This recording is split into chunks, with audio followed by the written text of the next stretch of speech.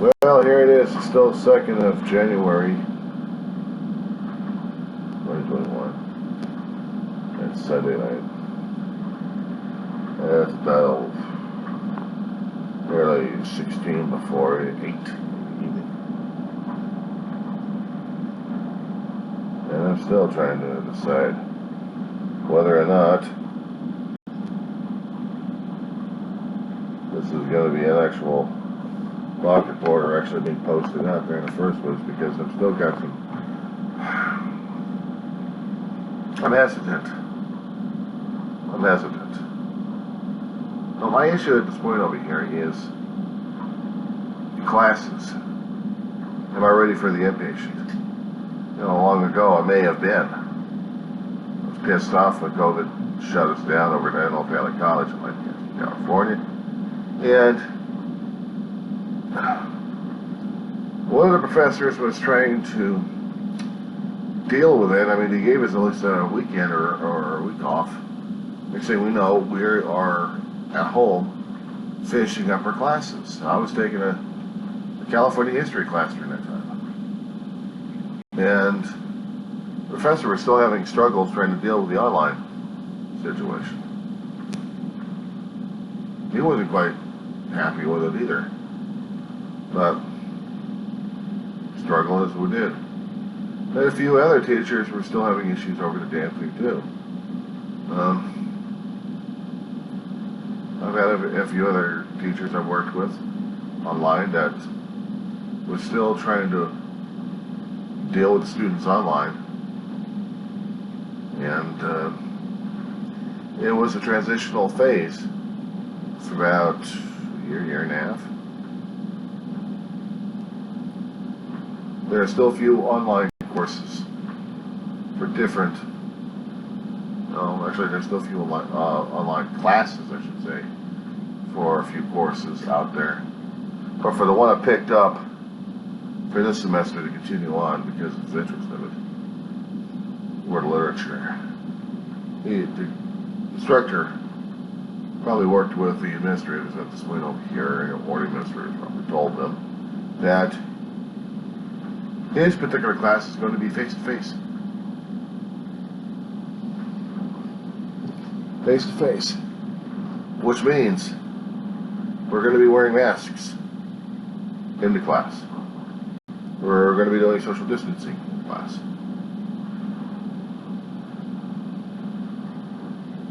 I don't know we're going to be able to do this. But it's also going to be doing the class in a new building that nobody's familiar with. I'm not familiar with the damn thing. They just got the thing finished. It still felt like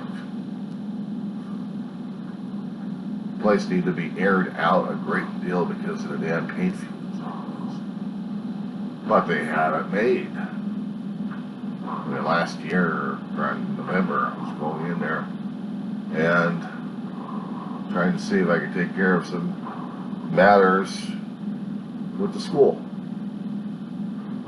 And I did a walkthrough and getting lost left and right of the place. Now, keep this in mind. Before I started any kind of reconstruction, I could know my way around that place, no problem, because we had free access into a lot of areas that cut our time in half if we're coming from one place to another place to get to class halfway across the campus. There are certain shortcuts. Well, those damn things are gone. Because we've got construction projects with roadblocks left and right. So it's kind of hard to get from one place to another place within 10 or 15 minutes. If some of those are able-bodied, they can try running or probably using bikes on them. I got a damn cane. I got a hobble through this damn shit. How the hell am I supposed to do this damn shit? And there's not enough pathways over there right now for even putting in a handicapped vehicle or a handicapped tram to transport people over there because you've got them so damn confined. And it's just making it more difficult for the handicapped students over there. So yeah, I got to bite and then I got to beef against this one. The outgoing president, he's out of there. we're going to getting a new guy coming in this year. And I have no idea who the hell he or she is. So they're going to get an earful from the handicap at this point. But I might as well consider this an evaluation of the campus myself. How is a handicapped person going to be able to get from one point to another point in a timely manner? And I'm going to have to make some experimentations. I'm going to have to do this. Now, normally, I would prefer doing an online session at this point over here because I had gotten used to it. I'd gotten accustomed to it because of the COVID locking people down left and right, because the politicians making the decisions to save as much people going into the damn ER and jamming them up left and right, because COVID was taking more bed space than any other kind of traffic at this point over here. The hospital administrators all across our South Planet, and even up and down the damn state, were complaining about this damn stuff. And the businesses were saying, don't shut us down, we'll find some way. Or just find some kind of regulation. And it was a nasty decision for the governor of California to make it. To do mandates, to do whatever it is he had to do. Save enough hospital space for more medical traumas and more real medical emergencies instead of the damn viral infection that was kicking everyone else's ass and still is. Not to mention trying to get people up to date on their immunizations, shall we say. So we don't have to have any more jam-ups in the ER or anywhere in the hospital where they have to build more buildings outside to accommodate the ER flux or even urgent care flux. But it was still a hard time trying to live through it. Over at the school, it said on their website, there is testing for the students. There is immunizations for the students. I have immunizations, but I haven't had the boosters yet. I haven't been tested yet, but there's going to be a testing station over there. I'm going to take full advantage of this as soon as I get my ass over there next week. Because I want to see. I want to see if I've got any telltale markers in my damn system besides having the antibodies from the injections in there. Just to see whether or not if I'm going to be in the next hotspot, or am I going to be the virus's next crucifix going through its hurt. No, how can you do this? I'm just a simple virus. All I want to do is destroy your lives. And you're doing this causally. How dare you do the cause? Even with the sharp edge, and it's a hurting cross going into my heart, blood.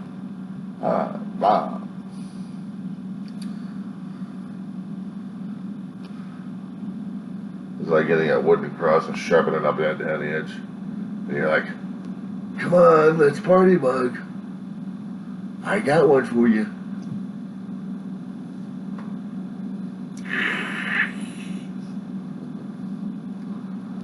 Yeah. Under normal circumstances, I'd be looking forward to the physical trip. You know, I'd be looking forward to seeing the old friends. And I know a lot of my student friends have already got them, and they've already moved off. There's always a new influx coming in every semester. So it's kind of hard. When you make new friends, they're gone. When you make new friends, they're gone. And make new friends. It's the cycle. You stay there long enough, you do the same pattern, but the teachers are like, are you going to get the hell out of here or not? Well, I'm having too much fun. Usually I got my home over here and camping out over here. Oh, you're going to become part of the faculty? Please! I cause more trouble that way.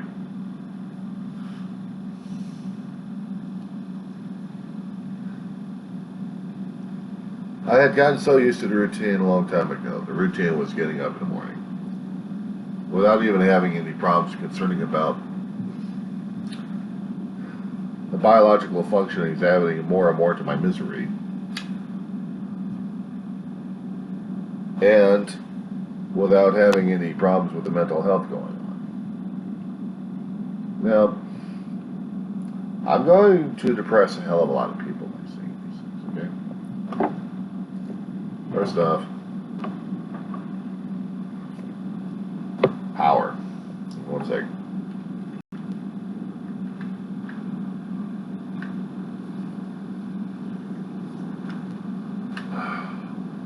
The things I'll be looking forward to this week is getting off my dead ass and getting a haircut.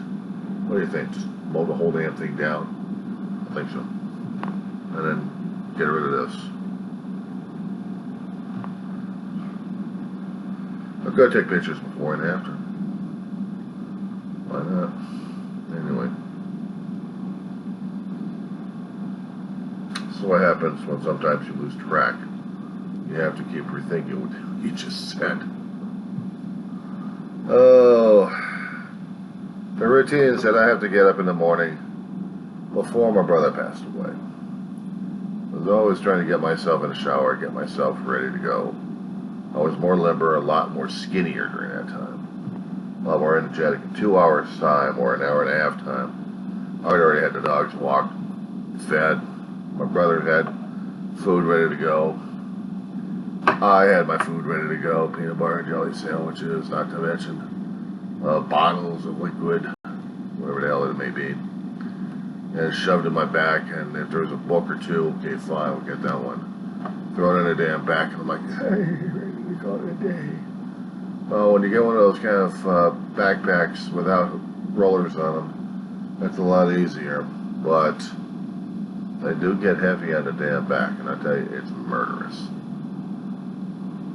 But with the rollers, I'll tell you something, they add more structural stability into it by adding a hell of a lot of metal, about 5 pounds worth of it feels like. So automatically you're weighing 5 pounds, or maybe at least a pound or two of metal. Just the framework of it. Then you got the rest of the stuff added to it. So if I didn't have to actually have to feel that extra weight, I think I would have been fine, but not much. And then over to the damn bus stop, be about a 45-minute walk, crawling over there sometimes in the morning with or without coffee. And then waiting for the 7 o'clock bus to roll by. Liquid's already gone. Or maybe if I put the liquid in the thermostat, that would work. Along with the milk. You gotta have milk, you gotta have coffee. Because you're gonna have your sandwiches in there squished. Peanut butter and jelly. Grape jelly, not the strawberry. Anyway. Well, when you have to save money, this is what you do. And if you can't afford any chips, you don't afford the chips. Well, things happen. You live on a cheap. Get on the bus. You already had your bus fare. Wait about 15, 20 minutes on the bus until it gets over to the school, get off the thing. Then you start meandering around just to see where the hell your class is next, especially on the first day of school. Oh, by the way, did I ever tell you that on the first day of school in each semester, they've always had jammed buses? You have students coming from Cal City. You have students coming from Ridgecrest. You have students coming from Mojave. And then you have students coming from Rosamond. At any one of those points, actually the line I'm using doesn't go to Cal City, thank God, Ridgecrest. No, but it does go to Mojave. And then it goes to Rosamond. And then it goes over to Lancaster. And it does get plenty jammed up in there before the COVID kicked in. After the COVID, all hell broke loose. We all saw that, don't we? So now everything else is spaced out left and right. And if you're handicapped, you're going to have to find a space. And since I'm walking with an amp cane, if I can get a space, I can get a space. If I can't, well, I stand. And I hold on for dear life. Shit happens when you're packed in there like a sardine can. Or worse, spam the can. Bus gets over to the school, and then everyone else starts piling out.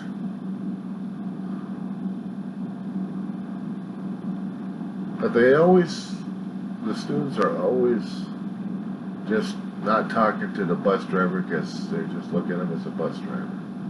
I swear, sometimes you gotta talk to these people as an adult. Okay, here we go, back in time, boys and girls. Rapid Transit District, Southern California, 1970s, 80s, 90s, somewhere in that area. Of course, it was a little bit longer than that service, but for me, those are the times I remember using the RTD before they switched it over to the MTA. And with the RTD, there was a bus line. A frazzled looking dude has been on the bus for about 35, 40 years, I guess. He's got the personality of it. He's wondering, and he is a character. He is literally a character on this bus. He's on the victory line. And I'm taking him between Woodley all the way over to Winnetka. He's always saying some things off the wall and under his breath. People don't have a problem with this guy. They're laughing at his ass. He's griping, he's grumbling about the damn company, about anything else. And he's got the 7 o'clock rush. For a young student, you hold on tight. If you're lucky enough to get a seat, good luck. Everything else, you hold on to the bars and pray to God you don't fall down. Because the traffic out during that time was crazy along Victory Boulevard. But at least the people actually talked with the guy in the first place, and he talked back. Sometimes he talked back. Or sometimes he actually talked to you. If you engaged him in conversation, he actually engaged you back in conversation. So you treated him like a human being, he treated you like a human being. How about that one? So when you're on buses and you're at the front, talk to the bus drivers. They want to be engaged. Sometimes they are paying attention and just not showing it, but they can be engaged. Even in the ones I've got with the current transit buses out here, not to mention the dial-a-rides, the drivers know the people around here because they use the services a lot. So we start to learn more and more about each other's families left and right in history and how everybody else is doing. We worry about if the driver's doing okay or not, because they're a valuable part of our small community. They are part of our community, basically. We are part of the larger community. And even some of the drivers out there in Lancaster and Palmdale using the Antelope Valley Transit Authority, there are regulars on there that the drivers engage with, and it goes back and forth. And the younger students still haven't learned this one. They still haven't learned the finer points of a chit-chat, how things are going with them. What's their name? What are they taking? Little things like that. Sometimes the students will, but most of the time they're pretty shy from the situation. So it's imperative for me to get in conversation with them. Simply put, I like getting conversations with drivers. I just don't have to frickin' drive the damn thing, but I'm worried more if they're going to be driving it. And I have to keep my mouth shut some of the time, because if they are in a tense situation, they do get in situations in those traffic areas. So, but they don't mind people getting in contact with them. This is how we become friends, part of family, part of a community. And I miss that. I miss that one-on-one contact. But I tell you, with the COVID situation happening with the online classes that I've been doing these days, it kind of switched my perspective a great deal. Past the point where my brother passed away in 2018, I had to take a semester off just to get myself together and dealing with issues that dealt with potential homelessness situation and bug situation. And I managed to get a lot of help to deal with the whole situation, so that was all right. Next, getting back to college and talking with the professors about what was going on. You talk with people, you get in contact with human beings.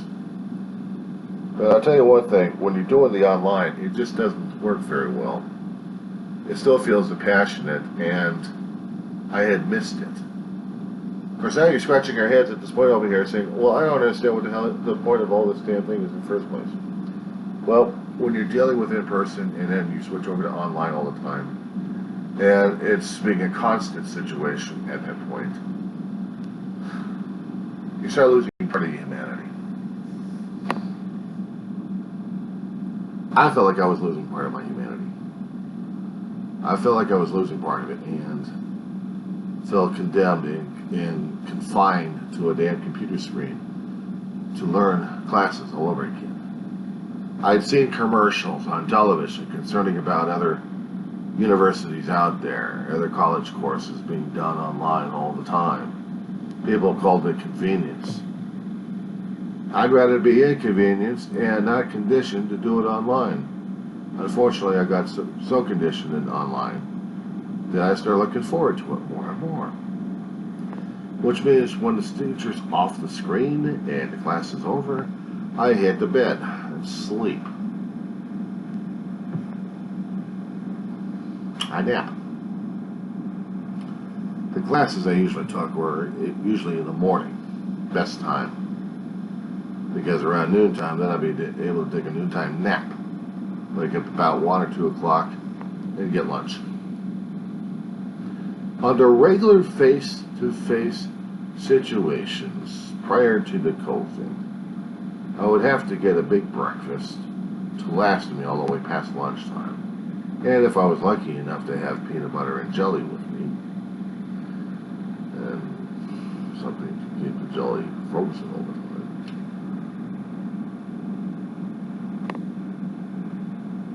Or live on the cafeteria's whims of the grill. That costs, by the way. There's other ways of getting food, and they generally do cost. And I was trying to keep the cost down as much as possible for some things. What can I say? You have to live cheap sometimes. But it's the only way I know how. And it sounds like I'm really looking forward to going back over there, and I sure as well not. Because I still have the obstacle course to deal with. My own body still wanted to go through the damn sleep cycle again and really screw me over one way or another.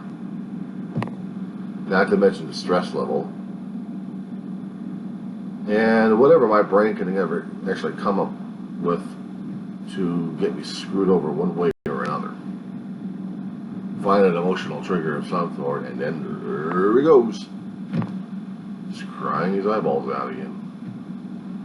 The last time I was over there, past a couple of times before the semester ended, it didn't happen that way. Almost. Actually, it did once. NASA's got this test plane that they used back in the 40s.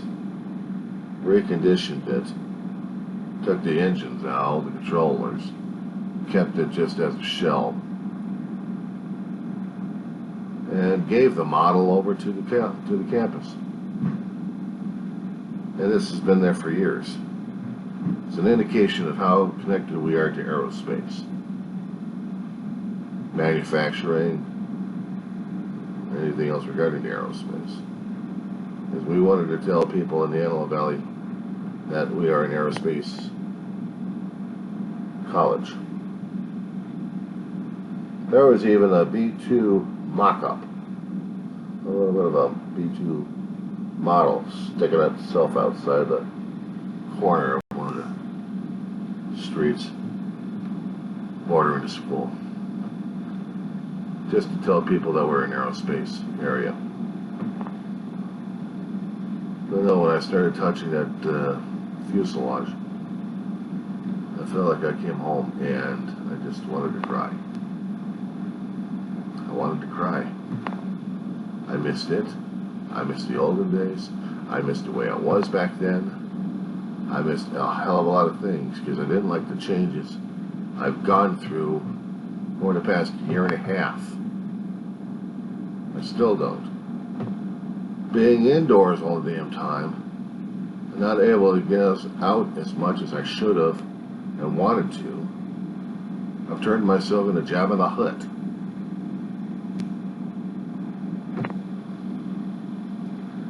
With a brain that's half working. Not stroked out, but I'm having severe emotional issues at this point. So it makes me look at the area as saying, I can't do this. I am simply not able to do this. Why me? And the truth of the matter is, why not me? If I want to get this damn thing done, I want to get it done. And I'm going to get it done.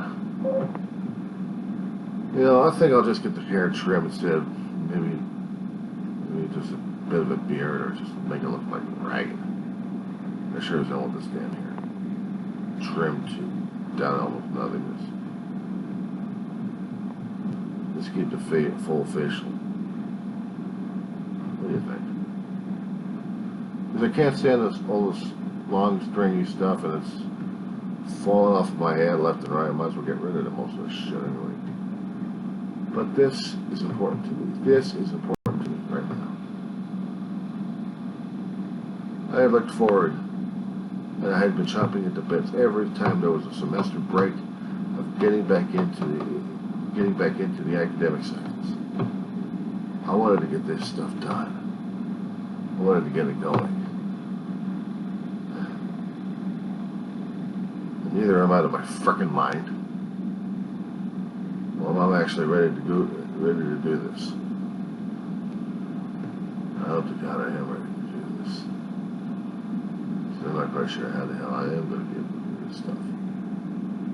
It scares the hell out of me. It scares the hell out of me that I'm actually going to be doing this. I'm going to be getting myself back on the campus again. Waddling over there like I don't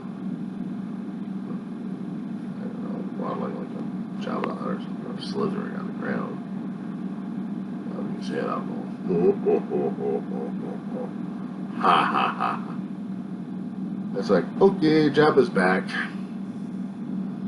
That's all I need to do. That's all I need to do is be Jabba the Hutt. But yes, I probably will post this damn thing. Why not? Show a little bit of a maniac side of me. It's Sunday, and it's next week that's going to happen. And I got to make sure that all my clothing is ready to go. I mean, clean, fresh clothing. Or even clean enough.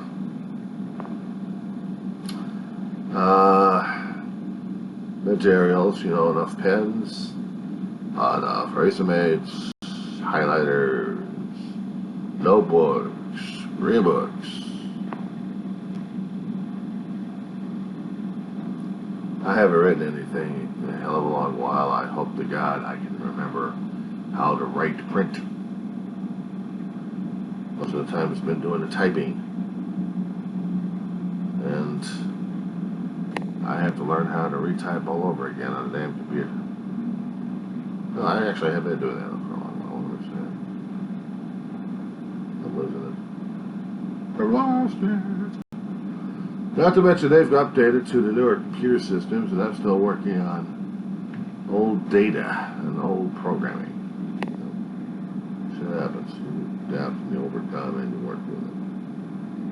That should be fun. And that, it just may help with my situation of being insane or not. If it does, I'll be lucky. If it doesn't, well, nice knowing you. Sometime this week, if I can get off my dead ass and manage it. And it's just a little bit of a trip, just something to get the hell out of here, just to get me into a precursor where I can actually get some stuff done. I haven't done anything to myself in a hell of a long while. I haven't treated myself that way. And all the damn COVID shit and all the damn things going on in my damn head going on. It's like excuse after excuse after excuse after excuse after excuse. No wonder I feel like a damn trapped animal in this place.